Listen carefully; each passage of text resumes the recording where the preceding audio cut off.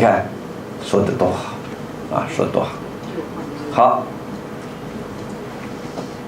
最后一句，这个呢，大家几个字很难解释，很难解，是吧？我呢搞了好多年啊，我查了很多很多的词典和一些著作，最后我认为这么解的比较准确啊，比较准确。生财有大道，生之者众，食之者寡，为之者急，用之者疏，者才恒足矣。昨天我们一个学员讲了，哎呀，刘院长讲错了，只讲了三做人、做事、做官。他说我要补充一个叫做生意，我看你对也对，我对也对，因为你做人做事做官啊，做人做事都知道了，还不知道做生意吗？做人做生意就是做人呐，包括做人，是吧？你看怎么做生意啊？你看讲得很好，怎么管理啊？管理国家的财富啊，中对原则，这都是讲为政的大学问嘛，治国的大学问。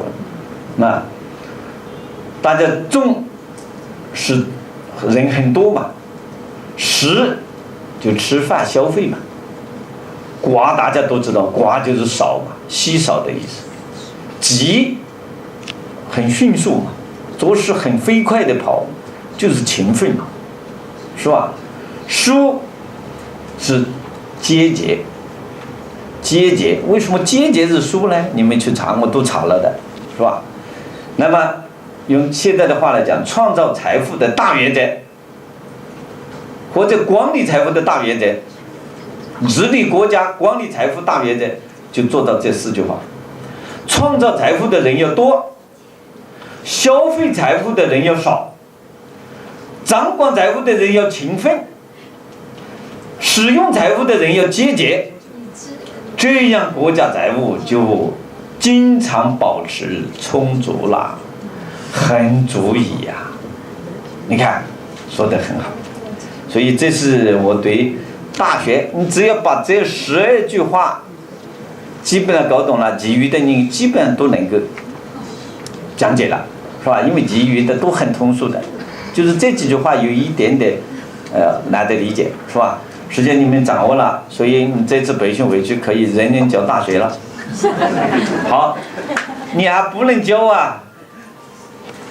第4点，最后一点，教学的建议，我提出了5条要求：要求学生熟读背诵大学全文；第2，组织学生阅读孔子与弟子的故事，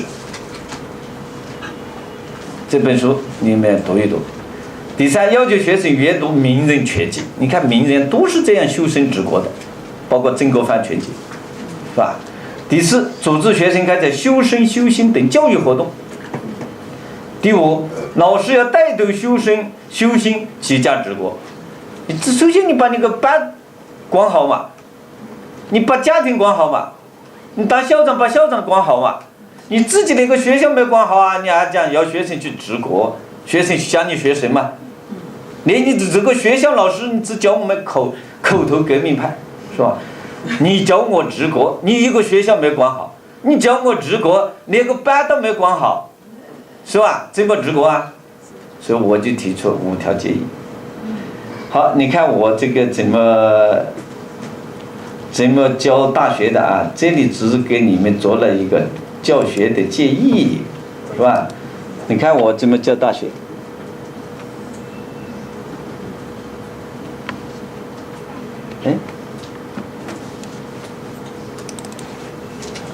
所以他把我的在硬盘里面啊，你应该要用我硬盘里的东西啊，我改了的。好，这没错啊，不是。最后给大家这个。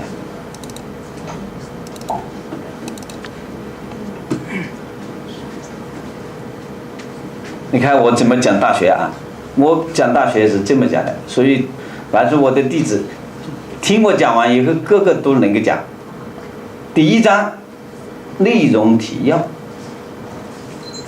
这一章3句话讲什么？第一，注解，你看每一个字我都注解了的，什么动词名词啊，什么绝不注。第三，经义，用现在的话讲，特别是后面，这是我不是自己表扬一下自己了，我的每一章《论语》511章，我全部讲了第4点感悟与智慧，并且后面的所有感悟我都用4个字。511章啊，《论语》，你看我花了10几年，后面全部锤炼成4个字。为什么4个字呢？学生好记啊，好记，高度概括，是吧？你看我这里学网这一章搞什么？要懂得一个道理，学网止与至善，我们做什么事要达到最高的境界、最高标准，以德治政。他讲的就是我们要懂得这个道理。你做领导、做老校长、做企业老总，你一定要有高尚的道德，你才能够管好所有的企业，当好领导。你这个领导道德都很差，你怎么能管别人？学了这一章就是这个。你看我的第2章，是吧？本章论述一个人达到至德至善的6个人生进修阶梯：知、定、静、安、虑、德嘛，6个字嘛，6个阶梯。你看知是什么意，德是什么意？最后我把它解释了，知道要达到的最高境界，然后才能够做到志向决定，志向决定，然后才能够做到思想清净，思想清净不乱，然后才能做到心具安宁，心具安宁，然后才能做到思虑周详，思虑周详，然后才能得到道德真谛，才有所收获，才能所得到，才能所收获。天下万事都有根本和枝节，世界万物都有结局和开始，知道他们的主次先后、轻重缓急的顺序，那就接近事物发展的规律了。你看，懂得这，关键学了这一章有什么收获啊？有什么智慧呢？我们学到什么？应该学到什么东西？3句话：追求目标，志向决定。我告诉我们，一定目标，你看它摆在前面的第一位的。现在我们年轻人都没目标，推广经典教育也没目标，没目标怎么去推广？标准很低，怎么推广？定了目标要志向决定才成功，这是我们学经典第1点，这是我的感悟。第2点，心静安宁，以静制动。